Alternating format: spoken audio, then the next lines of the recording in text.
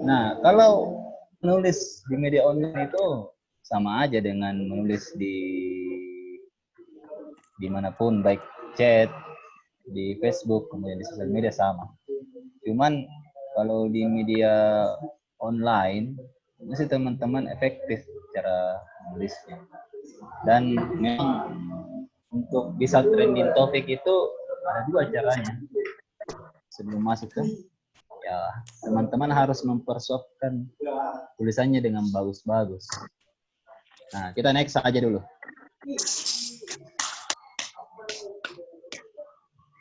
Nah, ini akan kita bahas pada apa namanya? Pada malam hari ini. Apa sih benefitnya menulis di media online? Atau bahasanya anak muda sekarang itu apa faedahnya? Kemudian yang kedua, cara efektif. Kita akan membahas dan membongkar cara menulis efektif di media online. Kemudian 3 tantangannya. Menulis pasti mempunyai tantangan, kita akan bahas lebih lanjut. Kemudian kita akan bahas, saya akan memberikan tips dan triknya. Nah, apa yang kita bahas? Next.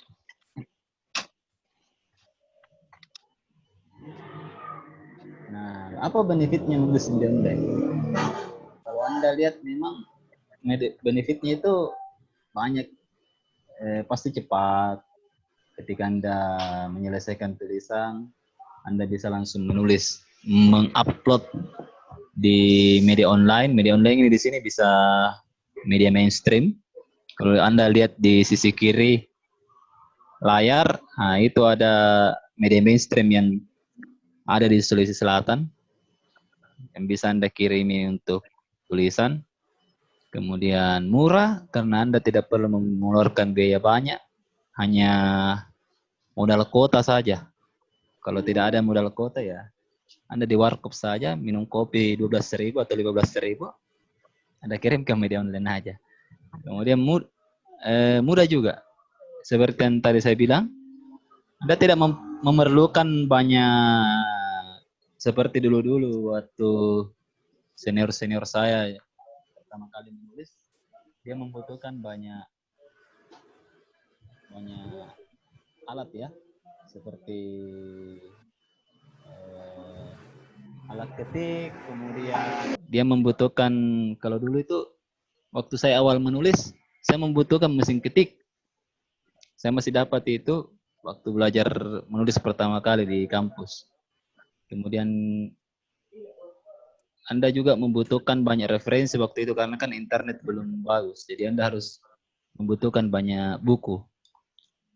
Nah, sekarang ini sumbernya sudah ada.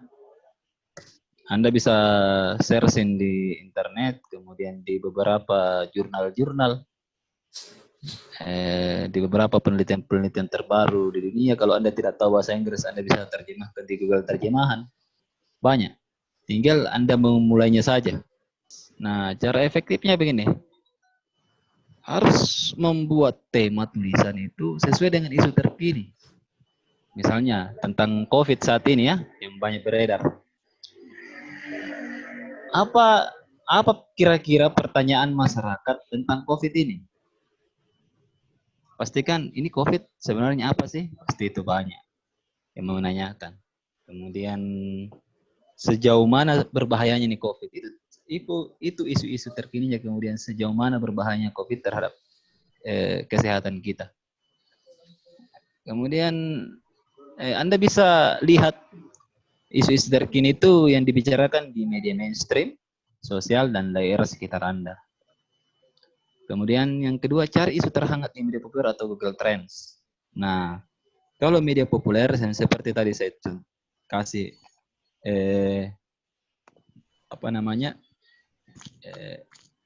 yang di sebelah kiri tadi di benefit itu media-media populernya. Kemudian yang paling bagus untuk media online, Google Trends. Jadi kalau Anda coba searching di Google Trends, maka di situ Anda akan Google Trends ini akan merating apa namanya, isu-isu populer atau pembicaraan-pembicaraan hangat untuk skalanya di dunia virtual atau di media online. Baik itu di sosmed, kemudian di media-media, semuanya dia akan trending. Karena zaman sekarang itu mencari isu harus sesuai dengan algoritma media digital. Untuk apa kita membahas isu-isu yang tidak populer di sana? Itu akan tidak efektif kalau menulis di media digital. Yang paling mudah memang cari tadi seperti tadi di mobile tank guna media populer sekilas tribunnews.com, kemudian beberapa juga media-media lain yang populer saat ini. Kemudian yang ketiga, gunakan kalimat mudah dipahami orang awam. Kemudian gunakan judul kalimat menarik dengan panjang paragraf per kalimatnya di dalam tulisan itu satu ide satu kalimat. Tantangannya, ini ada pertanyaan dalam media online. Apakah kita harus menggunakan judul yang menarik atau penting? Nah, kalau saya menyarankan teman-teman ketika menulis di media online harus menggunakan judul yang menarik untuk menarik perhatian orang. Jangan pakai judul yang penting, judul yang menarik untuk menarik pembaca. Karena kan saingan teman-teman itu kalau di media online jutaan. Bagaimana caranya Anda menarik orang dengan judul? Karena judul itu ibarat pancingan. Kalau Anda mempunyai pancingan yang bagus, nah, orang akan membaca. Kemudian yang kedua, sebaiknya judul itu juga adalah kata kunci dari pencarian populer selama ini. Setelah Anda tadi mengecek di media mainstream dan Google Trends, nah itu menjadi judul nanti. Sehingga Anda terrating nanti di algoritma Google. Nah, coba siapa yang mau angkat open mic, yang mana berita yang Anda teman-teman akan pilih? Ada? Sudah ada? Nah, dari dua yang bicara, 100% responden ya memilih pertimbangan buka kembali mal hubungan sosial masyarakat untuk baju baru. Nah, di sini menarik judulnya, baju barunya itu. Nah, kan ketimbang Gonger Sumsel masih kaji pembuka mal di Makassar saat PSBB itu sangat penting. Kalau judul dari Detik ini penting menurut kami. Kemudian di judul yang Tribun sampaikan itu menarik pernyataan dari Gubernur Sulsel.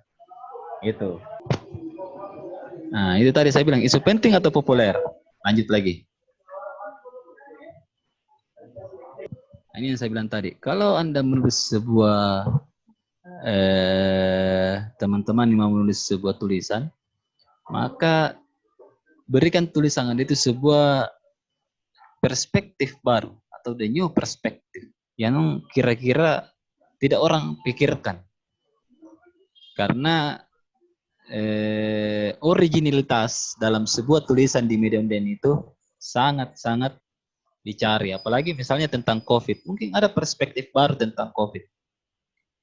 Kemarin saya sempat menulis tentang perspektif baru tentang COVID yang disampaikan oleh Guru Besar Fakultas Kedokteran Unhas, Prof. Irawan Yusuf. Dia mengatakan bahwa COVID di Sulsel itu unclassified. Dia tidak sama dengan COVID yang ada di Amerika, di Cina, dan di Eropa. Nah, itu yang menarik sekali bahwa perspektif barunya di sini bahwa oh ternyata COVID yang ada di Indonesia itu tidak sama. Dia jenis beda dengan COVID yang ada di negara lain. Sehingga itu akan menimbulkan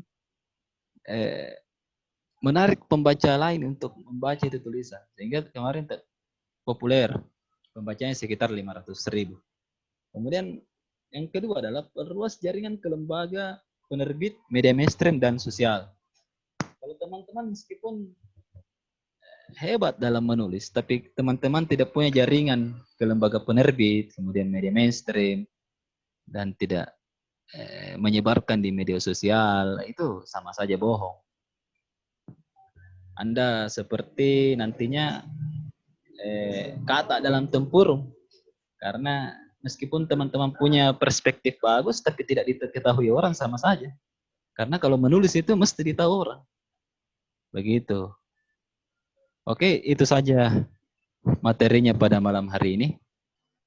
Saya kembalikan ke hostnya.